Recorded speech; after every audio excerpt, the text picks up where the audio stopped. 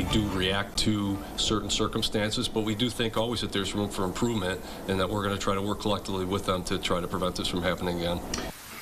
A policy change now in effect at the mall in Greece following a chaotic scene last night. Good evening. Greece police now tell us up to 200 young people were, quote, causing chaos at the mall, leading authorities to shut it down early. They say no one was arrested. That's right. Dan Gross spoke with the Greece police chief and the town supervisor there. He joins us now in studio with more. Dan. Teresa, Adam, in short, the chief says they couldn't make any arrests because they operate inside the law. So the town supervisor is calling on Albany to make that change at the legislative level. But both men, acknowledged today the plan GPD had in place worked last night.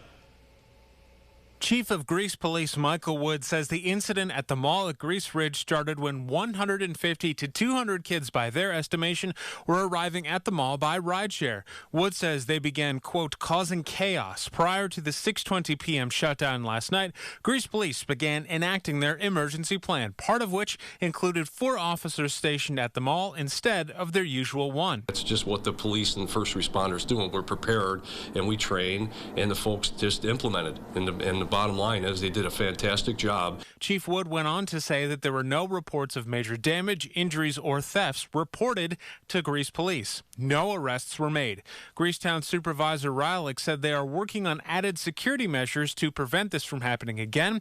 We should say a similar incident 3 years ago shut down the mall and led to 3 arrests. Meantime, Rylick is calling for legislative change at the state level. What I'm hearing is they're starting to now talk about undoing some of the things they've done. It can't happen fast enough. Hopefully in the next legislative session, they'll start addressing this so that the officers not only can continue doing their job, but do it more effectively.